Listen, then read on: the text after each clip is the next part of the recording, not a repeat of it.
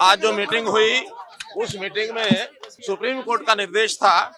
उस निर्देश के अनुसार दोनों प्रदेशों के मुख्यमंत्री और केंद्रीय जल संसाधन मंत्री बैठ करके कोई एक एसओएल के निर्माण में एमिकेबल सॉल्यूशन ये निकलना चाहिए, ये एक मौका दिया था। इस क्रम में आज तीसरी मीटिंग थी। तीनों मीटिंग में अभी तक उसका कोई भी एमिकल सॉल्यूशन की तरफ हम नहीं बढ़ पाए हैं, क्योंकि सुप्रीम कोर्ट ने जो डिक्री दी है वो डिक्री ये दी है कि एसओएल का निर्माण होना चाहिए। उस निर्माण के लिए कोई एमिकेबल सॉल्यूशन निकालें, कैसे बनाया जा सकता है। लेकिन हमारे काउंटर पार्ट पंजाब के चीफ मिनिस्टर, उनके जो सारे अधिकारियों की टीम, वो इस विषय को अभी इस एजेंडे पर ही लाने के लिए तैयार नहीं है। उन्होंने कहा कि हमारे पास पानी नहीं है, पानी के बंटवारे पर बात करें। जबकि पानी का बंटवारा एक अलग से ट्रिब्यूनल जो बना हुआ है, ये काम उस ट्रिब्यूनल का है। वो पानी का बंटवारा जैसा भी ट्रिब्यूनल की सिफारिश होगी हम उस हिसाब से बांट लेंगे। लेकिन पहला विषय है कि एसओएल बननी चाहिए, तो एसओएल बननी चाहिए। इस विषय पर उन्होंने यहाँ तक कह दिया कि हमने तो जो एक्ट बनाया था 2004 में, जिसको वास्तव में सुप्रीम कोर्ट भी उसको निरस्त कर चुका है राष्ट्रपति जी के राय के हिसाब से, लेकिन इसको भी वो मानने के लिए तैयार नहीं है। उन्होंने यहाँ तक कहा है कि हम सुप्रीम कोर्ट के उस वर्डिक्ट को भी मानते नहीं हैं, और ये जो हमारा एक्ट है 2004 का, वो अभी एग्जिस्ट करता है। ये एक सीमा को तोड़ करके कही गई बात है, ये भी उचित नहीं है। सुप्रीम कोर्ट को हम अवगत कराएंगे कि इस विषय को इस सीमा तक वो सोचते हैं, जो बिल्कुल असंवैधानिक है, गलत है। हमारी अभी भी वही बात है कि एसओएल नहर बननी चाहिए। सुप्रीम कोर्ट के सामने हमारी ओर से यही बताया जाएगा कि पंजाब उसके लिए तैयार नहीं है, और पंजाब नहीं है तो अल्टीमेटली सुप्रीम कोर्ट उसमें जो निर्णय देंगे वो हमको स्वीकार होगा। आज एसवाईएल ਦੇ ਮੁੱਦੇ ਤੇ जल शक्ति मंत्री गजेंद्र शेखावत जी उन्होंने मीटिंग बुलाई सी। सुप्रीम कोर्ट के सलाह के मुताबिक कि दोनों स्टेटां के मुख्यमंत्रियों नाल बैठ के सेंटर गल कर ले। असीं भी चाहुंदे सी गल कर लो, पर असी पंजाब का जिहड़ा पक्ष है बड़े पुख्ता तरीके नाल रखिया। साडे ऑफिसर साहबान और सैकटरी इरीगेशन, साडे जिन्ने भी अफसर सीगे, असी सारा होमवर्क करके इत्थे आए हैं कि साडे कोले पानी है नहीं,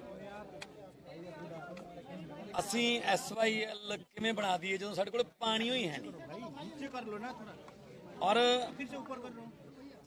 17.17 मिलियन एकड़ फीट 1921 तो 1960 की फ्लो सीरीज दे विच पंजाब कोल सी 17.17 मिलियन एकड़ फीट, जिहड़ा कि घट के 1981 तो 2021 2021 की फ्लो सीरीज के मुताबिक वो 13.25 13.25 रह गया। हुण होर भी घट गया। तो जिहड़ी ट्रिब्यूनल है वो 33 साल तो बाद पुरानी होगी, जबकि इंटरनेशनल लॉ कहते ने 25 साल बाद रिव्यू करना चाहिए। ट्रिब्यूनल नूं दोबारा बनाना चाहिए, पानी देखना चाहिए कितना घट गया कितना वध गया, वो नहीं होया। सो असी 12.24 पंजाब जिहड़ा है सतलुज चों 8.02 मिलियन एकड़ फीट पंजाब नूं मिल रहा है, 4.33 हरियाणा नूं मिल रहा है। यमुना चों 0 हरियाणा पंजाब नूं मिल रहा है, 0 4.65 हरियाणा नूं मिल रहा है। शारदा 0 पंजाब नूं 1.62 हरियाणा। टोटल 12.24 साडे कोले, 12.12 उन्हां कोले। ते साडे पंजाब दे 150 दे विचों 117 ब्लॉक मीनस 78% ब्लॉक जिहड़े पंजाब दे ने वो डार्क जोन च चले गए। साडा तां धरती दा भी नहीं पानी बचिया। साडा कनाल सिस्टम, नहरी सिस्टम आज़ादी तो पहलां दा ਮਤਲਬ ਮੋਗੇ ਵਾਲੇ ਵੀ ਕਹਿੰਦੇ ਨੇ ਅਸੀਂ ਟੇਲ ਤੇ ਆ।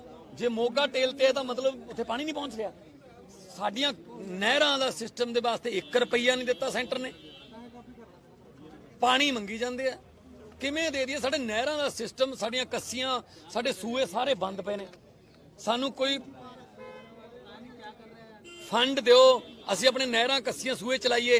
14 ਲੱਖ ਟਿਊਬਵੈਲ ਨੇ ਪੰਜਾਬ 'ਚ ਧਰਤੀ ਚੋਂ ਪਾਣੀ ਕੱਢਣ ਲਈ। ਇੱਕ ਝੋਨੇ ਦੇ ਸੀਜ਼ਨ 'ਚ ਇੰਨਾ ਪਾਣੀ ਕੱਢ ਲੈਂਦੇ ਆ ਕਿ 1 ਕਿਲੋ ਚੌਲ ਪੈਦਾ ਕਰਨ ਵਾਸਤੇ 3800 ਲੀਟਰ ਪਾਣੀ ਇਸਤੇਮਾਲ ਕਰ ਰਹੇ ਹਾਂ। ਅਸੀਂ ਦੇਸ਼ ਨੂੰ ਚੌਲ ਨਹੀਂ, ਅਸੀਂ ਪਾਣੀ ਐਕਸਪੋਰਟ ਕਰ ਰਹੇ ਹਾਂ। ਆਪਣਾ ਪਾਣੀ ਦੇਤਾ ਅਸੀਂ। ਤੇ ਹੁਣ ਜਦੋਂ ਚੌਲ ਇਧਰੋਂ ਉਧਰੋਂ ਪੈਦਾ ਹੋਣ ਲੱਗੇ, ਹੁਣ FCI ਕਹਿੰਦੀ ਤੁਸੀਂ ਹੋਰ ਕੁਝ ਬੀਜਿਆ ਕਰੋ। ਸੋ ਦੂਜੇ ਪਾਸੇ ਜਿਹੜੀ ਟ੍ਰਿਬਿਊਨਲ ਹੈ ਉਹਦੇ ਵਿੱਚ ਹਜੇ 4/3/2023 ਨੂੰ ਪੇਸ਼ੀ ਹੈ। ਟ੍ਰਿਬਿਊਨਲ ਚੈੱਕ ਕਰ ਲੇ ਪਾਣੀ ਕਿੰਨਾ ਹੈ। ਇੱਕ ਗੱਲ ਮੈਂ ਅੱਜ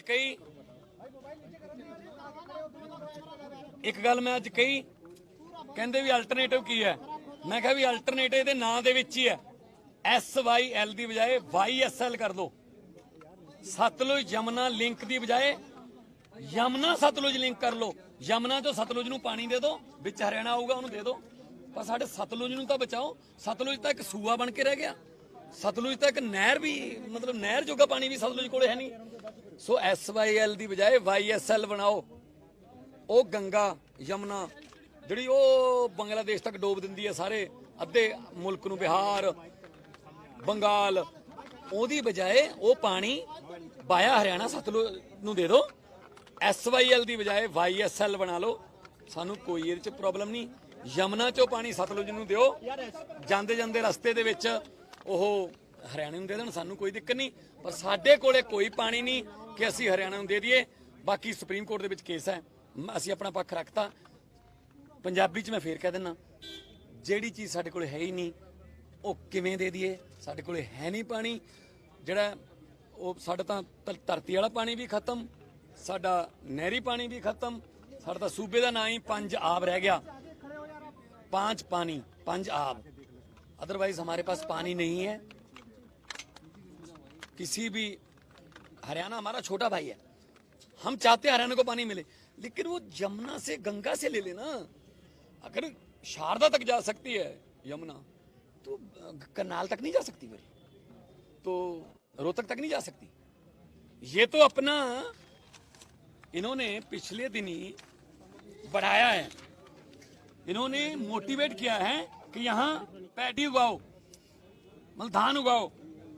चरखी दादरी, भिवानी, गुड़गांव, सिरसा, हिसार, फतेहाबाद, रेवाड़ी, झज्जर, मतलब कहीं पे 46,000 एकड़, कहीं पे 1,28,000 एकड़। ये कह रहे हैं धान पैदा करो, और हमें कह रहे हैं धान बंद करके पानी दो हमें। कमाल है, ऐसे कैसे हो जाएगा? सो बतौर पंजाब के मुख्यमंत्री, बतौर लोगों का 3 करोड़ लोगों का विश्वास मैं यहाँ पे लेके आया था। और मैं फिर दोबारा कहता हूँ, हिंदी में बोल देता हूँ, SYL पे आज बात हुई थी। इसका एक ही अल्टरनेटिव, हालांकि मैं आपको अगर पढ़ के सुना दूँ, ये सुप्रीम कोर्ट का ऑर्डर है। It will be open to the parties to agree to a situation as to how the decree can be worked out, or an alternative can be thought of by consent of both states। Alternative ये है, इसको SYL की जगह YSL कर दो। यमुना से सतलुज को पानी दो, बीच में से हरियाणा को जितना मर्जी दे दो, हमें दिख नहीं। लेकिन हमारा सतलुज बचाने के चक्कर में हम सतलुज बच जाए। सतलुज एक नदी, एक छोटा नाला बनता जा रहा है, तो हमारे पास पानी नहीं है, इसलिए हम किसी और स्टेट को पानी नहीं दे।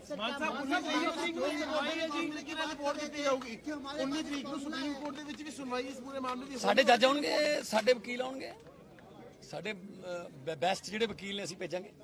ਜੋ ਮਾਨਯੋਗ ਸੁਪਰੀਮ ਕੋਰਟ ਕਹੂਗੀ ਅਸੀਂ ਲੜਾਂਗੇ ਕੇਸ। ਨਹੀਂ, ਮੰਤਰੀ ਸਾਹਿਬ ਨੇ ਕਿਹਾ ਕਿ ਜੇ ਬਣਦੀ ਹੈ ਗੱਲ ਤਾਂ ਠੀਕ ਹੈ। ਅਸੀਂ ਕਿਹਾ ਜੀ ਸਾਡੇ ਕੋਲ ਹੈ ਨਹੀਂ ਪਾਣੀ।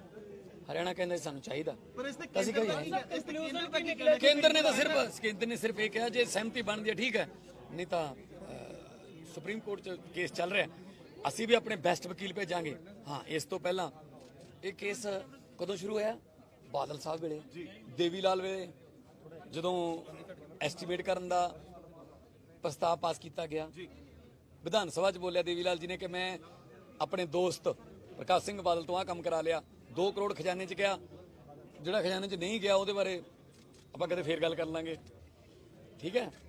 ਉਸ ਤੋਂ ਬਾਅਦ 1984 ਦੇ ਵਿੱਚ 81 ਦੇ ਵਿੱਚ ਚਾਂਦੀ ਦੀ ਕਹੀ ਨਾਲ ਟੱਕ ਲਾਇਆ ਕਪੂਰੀ ਪਿੰਡ 'ਚ ਕੈਪਟਨ ਅਮਰਿੰਦਰ ਸਿੰਘ ਨੇ ਕਿ ਉਦਘਾਟਨ ਕਰ ਦਿੰਦੇ ਆ, ਤੇ ਉਹ ਕੱਲ ਦੇ ਮੈਨੂੰ ਕਹੀ ਜਾਂਦੇ ਨੇ ਸਾਤੋਂ ਸਲਾਹ ਲੈ ਕੇ ਜਾਇਓ, ਕਿਤੇ ਕੋਈ ਗਲਤ ਨਾ ਕਰ ਦਿਓ।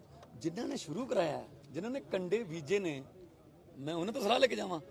ਕੋਈ ਗੱਲ ਨਹੀਂ, ਪੰਜਾਬ ਦੇ ਲੋਕਾਂ ਨੇ ਵਿਸ਼ਵਾਸ ਕੀਤਾ, ਪੰਜਾਬ ਦੇ ਰਾਹ 'ਚ ਜਿਹੜਾ ਵੀ ਕੰਡਾ ਆਊਗਾ, ਭਾਵੇਂ ਉਹ SYL ਦਾ, ਭਾਵੇਂ ਉਹ ਡਰੱਗ ਦਾ, ਭਾਵੇਂ ਉਹ ਲਾਅ ਐਂਡ ਆਰਡਰ ਦਾ, ਭਾਵੇਂ ਉਹ ਰੋਜ਼ਗਾਰ ਦਾ, ਭਾਵੇਂ ਮਹਿੰਗਾਈ ਦਾ, ਭਾਵੇਂ ਗਰੀਬੀ ਦਾ, ਜਿੰਨੇ ਵੀ ਕੰਡੇ ਨੇ ਪੰਜਾਬ ਦੇ ਰਾਹਾਂ 'ਚੋਂ ਚੁਗਾਂਗੇ।